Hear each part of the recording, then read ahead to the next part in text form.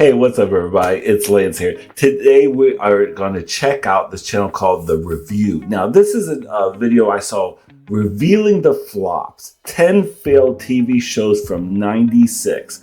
Now, I thought this would be kind of fun. It goes back to the 90s, and there's a second one I saw that we'll do a video on also called, Do You Remember These Failed 90s TV Shows from 98? So there's another one, there's a sequel to it, so we'll check out that one too. But this day, we'll check out the one from 96. That's the year I graduated from high school. So I'm kind of curious if I recognize any of these TV shows. That's what I'm really kind of curious about, if I do remember any of these, because I was watching a lot of telly during that time. So let's check it out.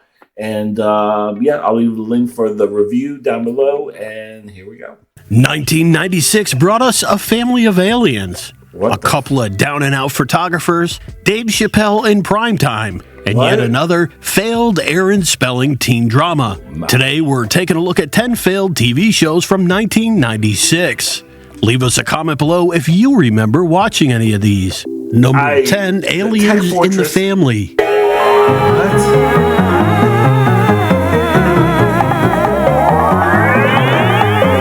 This science fiction fantasy sitcom aired as part of the TGIF lineup on ABC from March 15th to August 31st. Though canceled after only 2 episodes. ABC aired the other episodes that were already produced later on during ABC's Kids Saturday morning lineup. Brian Henson, son of legendary puppeteer Jim Henson, served as a co-executive producer on the series. Unfortunately for this Henson production, it would be difficult to point out a single line that doesn't fall flat. Audiences could be forgiven for flipping the channel on this one, as they weren't given much to latch onto in the first place, especially when taken into account that their expectations would understandably be to receive a show on the level of the highly praised Dinosaurs, an experience that viewers had recently enjoyed during its successful 4-season run. Tuning into the first episode of that was for 4 seasons. I didn't remember that was for 4 seasons. I remember that. I used to watch that, the Dinosaurs. So that was that's what kind of reminded me of that same kind of like vibe. This I don't remember the 90s being this stylized like this, kind of cheesy, Really? Was the 90s like this? Aliens in the Family left the viewer with little more than a wish that dinosaurs hadn't ended. The show was about a single dad, Doug Brody, who is abducted by single alien mom, Cookie. The two fall in love, get married, and try to live a normal life on Earth as a cohesive family unit. The bare-bones budget CG doesn't hold up to even 1996 standards. If left out entirely, perhaps the funds could have been better utilized in other areas. Probably most notable about the show nowadays is the clear inspiration taken from the baby character of Aliens in the Family and worked into the baby character of the show Family Guy. The antics and persona of Stewie Griffin are on full display throughout the scenes featuring baby Bobutt and Sally. Sally is the nanny who takes care of the super intelligent Bobutt as he constantly tries to get his way by the use of lasers. Third Rock from the Sun was originally slated to air on ABC. The network dropped the extraterrestrial comedy in favor of this family-friendly show. Third Rock went on to air on NBC for 6 seasons, while Aliens in the Family was shooting for Out of This World and wound up virtually ignored for its uniquely bland take on a sitcom. I personally didn't like the series either, but I do suggest watching at least 1 episode to decide for yourself. Wow. That flew under my radar. I never in a million years even seen a trailer of that. Wow. Number 9, Swift Justice.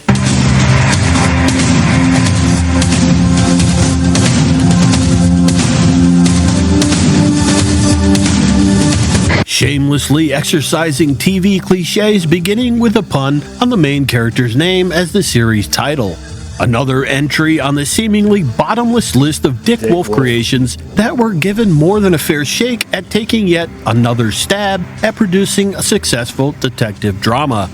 Dick Wolf is notorious for these kind of shows. My God, jeez. Episodes were filmed with a limited budget on location in New York and would air on Wednesday nights at 9 p.m. on the recently launched UPN. Max Swift, played by James McCaffrey, is a Navy SEAL turned brash cop on the New York Police Department's Special Crimes Unit, where he battles by-the-book superiors. Audiences took to McCaffrey's screen presence right away and could get behind his solid performance. Along with that, most were content with the excellent visuals and vibes that came with being a Dick Wolf creation, pointing out the similarities in quality to previously available titles Law & Order and New York Undercover. Gary Dourdan receives praise for a strong performance as Swift's dreadlocked partner, Detective Randall Patterson. Viewers might recognize him from the hit procedural forensics crime drama CSI, or perhaps more relevant to audiences at the time, his recurring role on The Cosby Show spin-off A Different World. And even Breaking Bad's Giancarlo Esposito appears briefly and effectively as one of those by-the-book superiors. As far as failed Dick Wolf creations, all done in the same formulaic manner go, this title may actually be worth checking out if you're a fan of the genre. Quite frankly, pushing the envelope on the level of violence acceptable on primetime TV is solely to blame for the program's cancellation. Wolf presented the public with his version of Swift Justice, and the public immediately replied with their version of Swift Justice. UPN unceremoniously dumped the program in July, following its 13th episode, hastily decided upon after receiving a flood of complaints from viewers, advertisers, and critics of its violent scenes. Number 8, Nowhere Man.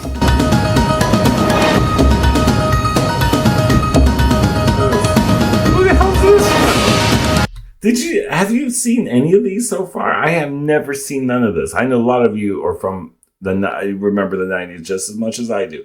Have you seen any of these? I have not. Pindes TV Guide's season's coolest hit, Nowhere Man, was slated to premiere with an already abundant amount of critical acclaim under its belt. The mystery science fiction series screened well among critics and execs, but the general public would ultimately be the ones to determine its fate. Bruce Greenwood stars as photojournalist Thomas Vale, specializing in the blunt and gruesome scenes of war. To his dismay, he suddenly becomes a fugitive after finding his identity has been erased. Now constantly on the run from unnamed forces that want a hidden agenda, photo destroyed and forgotten. Vale's enemies are everywhere. The truth is somewhere, and to find it, he'll go anywhere. But until he discovers he kind of looked like Sam Neill from Jurassic Park. Is that his name? Sam Neill? Plot to destroy him, he's Nowhere Man. Week after week, the conspiracy grows, and along with the in-depth storyline comes a better-than-average production quality. Touted as network television's most intense new drama, and at first glance it seems to hold that title fairly well. Originally conceived as a cross between classic American television series The Fugitive and British television series The Prisoner. But it's a grab bag that seems to have worked in the minds of many satisfied fans. Bruce Greenwood delivers a solid performance, and fans of the series have plenty of positive descriptions of the series that they continue to happily post online today. Some have even gone as far to say they only sat through UPN's Star Trek Voyager just to be on time for the new episode of Nowhere Man. Unfortunately, the series couldn't draw enough eyes to warrant a second season. I was wondering, he's talking about this chemically McLean. It's getting all these accolades. I can't even talk. And but yeah, it's a flop. I love how he's like really like it's like, well, it got all these reviews and boy, the 5 people who watched it really enjoyed it. You know, but however, it lasted for 2 hours and 30 seconds. And the 25th and final episode aired May 20th. Nowhere Man, the complete series, did see a DVD release in 2005, like Sam Neill, but most of the show can be found here on YouTube in lower quality. Number 7, Strange in 100 pixel. In 100p, 100 pixel. That's like Atari graphics. Luck. That's great. another one. Friday night on Fox saw an 8 p.m. premiere of Strange Luck as part of their fall lineup. Oh, that's the reason why I didn't watch shit on Friday. I was doing things. I was a teenager. I was doing things. I was going out. Did I see this trailer? A top spot on the roster, no doubt, as this new supernatural drama would serve as a lead-in to 9 p.m.'s The X-Files, starring the moderately likable and arguably recognizable D.B. Sweeney as Chance Harper, a freelance photographer whose life consists of a freakish string of bizarre coincidences that always put him in the wrong place at the right time. Flashback 30 years to glimpse a horrific plane crash, which took the lives of all 108 unsuspecting passengers on board, except for a young Chance Harper, that is. From that point forward, I love the fact that even though it's supposed to be like a plane crash, this kid is like in the middle. Isn't like this kid's in the middle of a plane crash smiling? This kid's smiling in the middle of a plane crash. That's funny. He would find himself in one eccentric circumstance after another, often involving some once-off character needing his help either physically, emotionally, or sometimes a combination of the two from one episode to the next. The premiere of Strange Luck explores mysterious links between past and present, an artful way that absorbs you in Chance's search for his own identity, primarily a film actor before taking the role of Chance Harper. Sweeney had recently struggled to find any sustainable success through a string of flopped low-budget films. Aside from boasting a prime spot to debut in, the network poured money into promoting what they believed would be an instant hit with audiences everywhere. This simply wasn't the case, and the series wouldn't be on the list of returning titles for the 97 schedule, though many will have caught reruns on the Sci-Fi Channel in 97. At some point along the line, it's grown a bit of a cult following, and it's regarded as being shelved far too soon. A lot of people found the quirky and offbeat series intriguing, and can still remember some outstanding moments from its original airing. Most notably pointed out would be the third episode in the series titled Last Chance, in which Sweeney's character helps a man imprisoned on death row. None of it was enough to convince a large enough number of return viewers to keep tuning in. Strange luck indeed, as Sweeney himself commented that Fox has spent more time and money and effort promoting me in this show than all of my movies put together. Numbers. Well, at least if it does have a cult following, like he says it does, then he might have a career in just showing up in conventions and cons and stuff if he has that much of a following. If it's that, if you have a cult following, allegedly, you can do pretty well at meet and greets at these cons, conventions, and stuff like that. And yeah. 6 minor adjustments.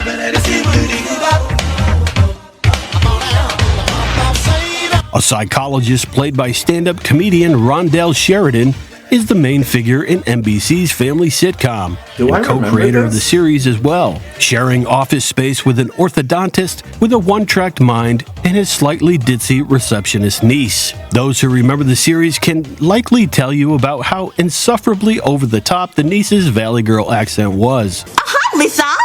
Really? You did? From episode to episode, you're left dumbfounded, wondering how long can this go on? When will they fire her? At the very least, tone it down a little. But they don't, and that has to be one major reason why folks opted to watch something else instead. If producers hadn't intended any resemblance to the Bob Newhart show, similarity might have been pointed out by the show's pilot director, Peter Boners, who played the orthodontist sharing office space with Newhart in his time-honored CBS series. There are, in fact, plenty of aspects throughout the single-season stretch. The Bob Newhart show was good.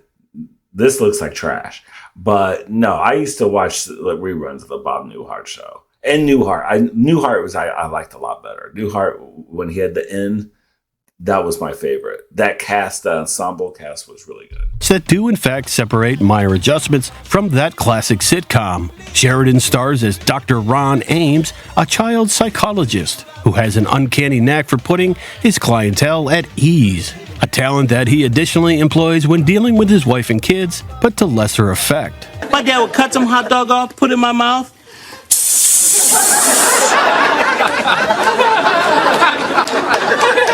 How's it taste? Ain't got no lips. So, What am I supposed to learn from this? Stay the hell away from Grandpa when he's barbecuing.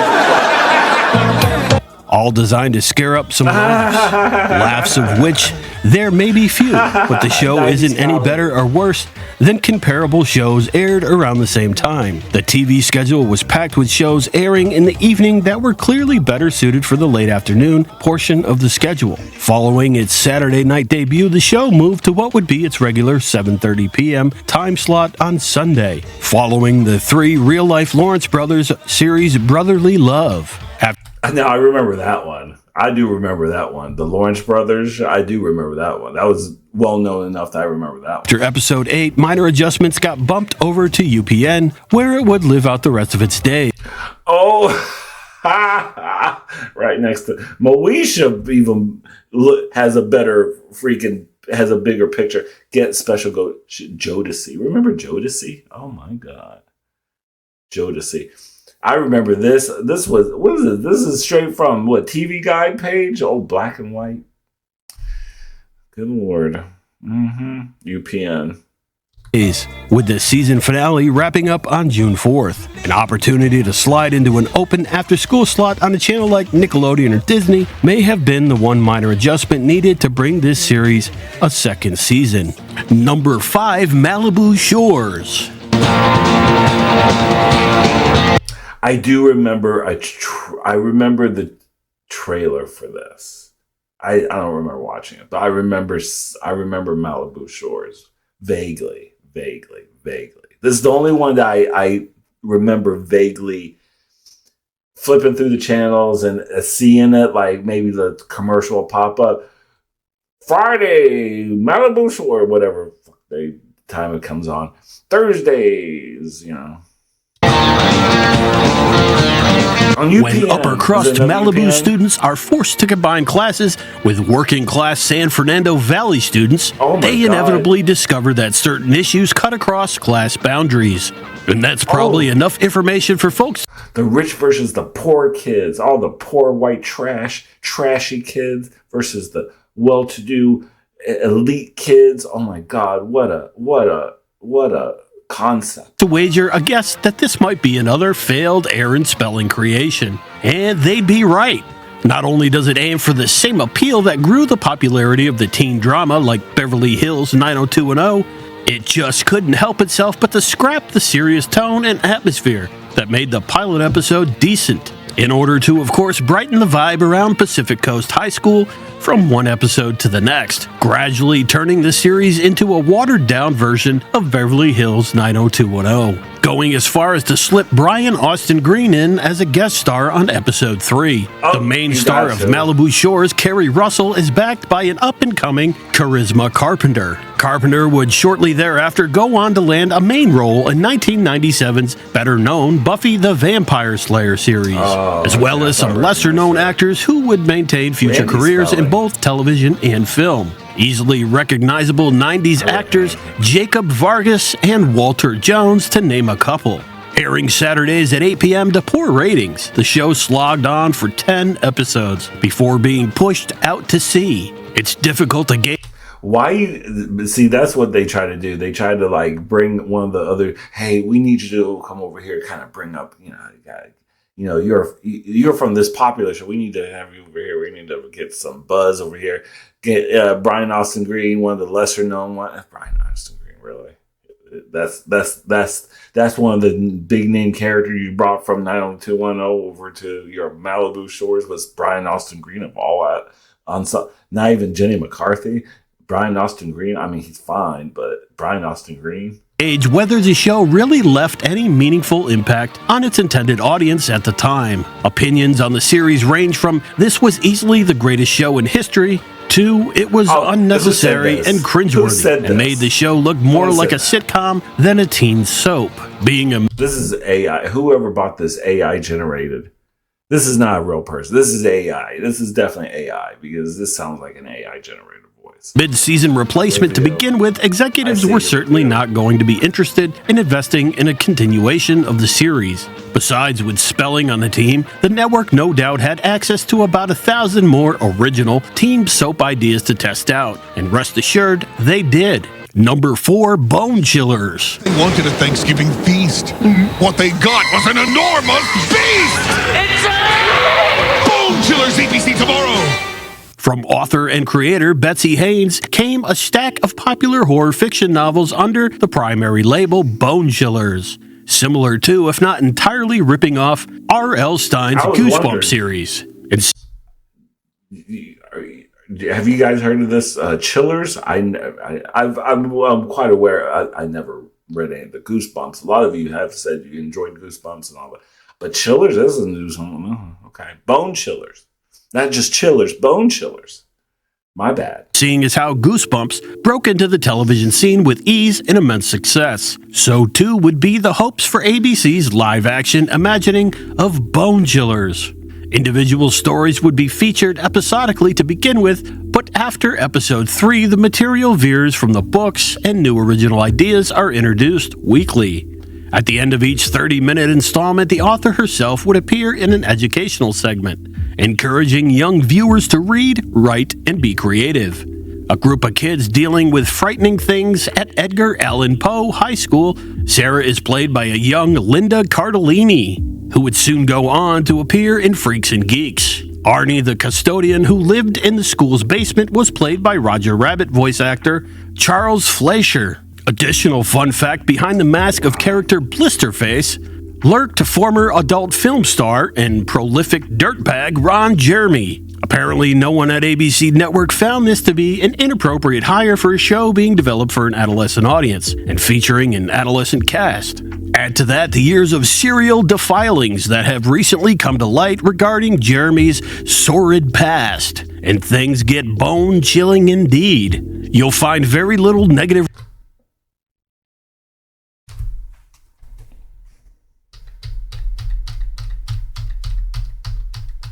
Who in the fuck thought that was a great idea?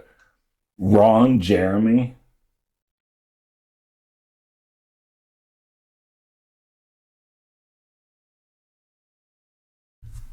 Did he have dirt on the casting director? Like, how in the fuck did he get the part for it? I don't give a shit if he's wearing prosthetics or not. Just like, how? How of all people, the most notorious adult reaction online to the series, as most seem to have looked forward to Saturday mornings, hoping to run into shows precisely like Bone Chillers. The monster designs alone are worth sitting through the 13 produced episodes to see. Number 3, The Dana Carvey Show. It's the Mountain Dew Dana Carvey Show. Saturday Night Live veteran Dana Carvey takes a decidedly hilarious spin on politics and pop culture in this short-lived sketch comedy series. Airing on ABC, the show would be hosted by and primarily focused on skits featuring Carvey, who was surprisingly allowed to bring along some of his previous character material that originated on the rival network NBC, all the while backed by an infamously hands-on head writer Louis C.K., as well as having a slew of alumni from the casts of Saturday Night Live and Second City. Additionally, the series is credited for providing early exposure of some lesser-known faces in Steve Carell and Stephen Colbert, who would shortly thereafter begin to find success of their own. Carvey's former Saturday Night Live colleague, Greg Daniels, contributed material for the premiere episode, and would years later go on to cast Carell as paper salesman Michael Scott on the U.S. version of The Office. The Dana Carvey Show aired only 7 of its planned 10 episodes. While the program was short-lived and featured controversial material, it has since been considered ahead of its time, with material ranging from surreal to crude and absurdist to raunchy. The series polarized viewers, ultimately falling short in the ratings. Following its 7th episode on April 13th, it was game off for The Dana Carvey Show, and the series was yanked from the schedule. The 8th completed installment was summarily discarded to the displeasure of the many people who actually enjoyed the show. Number 2. Wow, I remember the Dana Carvey Show, but I didn't know it lasted that. Didn't last. Okay, wow. I never really watched it. I just knew it was like a sketch comedy thing, but I didn't know it was like talk about pop culture and political and stuff like that. Did I see any clips from it? I don't think I did. 2 Buddies. This looks kind of familiar. No, this is not familiar. Following a fourth season appearance on long-running family sitcom Home Improvement, comedians Dave Chappelle and Jim Breuer were offered their own half-hour sitcom. Their real-life friendship brought a natural comedic timing that played well to... They were on Home Improvement? Dave Chappelle and Jim Breuer? Really? On Home Improvement? I used to watch that show with my dad. Audiences and executives alike, gaining popularity overnight, all during a one-time bit in one of Home Improvement's Tool Time segments. A great launching pad to have begun from, so why would the series see only a single season? To begin with, rehearsals were interrupted by drastic changes in the main cast, with Brewer being cast out and replaced with Christopher Garton. The natural deliveries and charisma the sitcom was based upon quickly ceased to exist on set. As ill will grew around the entire production, this prevented Chappelle and Garton from ever developing any rapport or chemistry necessary for the characters' believability and likability. This new lack of enthusiasm was ingrained in film and on full display throughout all 12 dreary and sluggish episodes. Fans of Dave Chappelle are sure to find some enjoyment in seeing the young actor in 1996. For others, Buddies isn't likely to entertain. Chappelle himself was quoted as saying, "It was a bad show. I mean, when we were doing it, I could tell this was not gonna work." And he was right. Buddies would see a brief stint on television between its debut in March, its cancellation in April, and its being pulled early in May. Of the 13 episodes created, 8 were left unaired. Eventually, DVDs were released, including all 8 unaired episodes. If they had kept Jim Breuer on the show, who knows how long it could have run. See, that's what happens, yeah. Whoever the executive, they didn't like Jim because he's not... he's not TV handsome. So they're gonna, notice they picked a better looking guy, a better looking man than Jim Breuer. Jim Brewer's kind of, he's funny. He's a funny guy, but he's not, he's not Clark Gable over here. He's not Rock Hudson.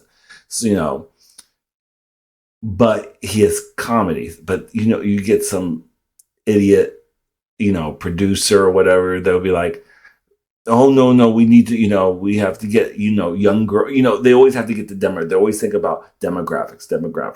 We have to get the young girls. We have to get, young men. We have to get, this, and this. And you do that, and then Jim Brewer gets cut, and then you don't have the same chemistry. There you go. For one Lazarus Man.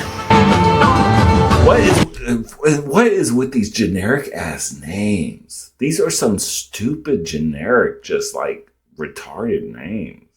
My bad, not retarded. Splitting its time between Monday nights at 10 p.m.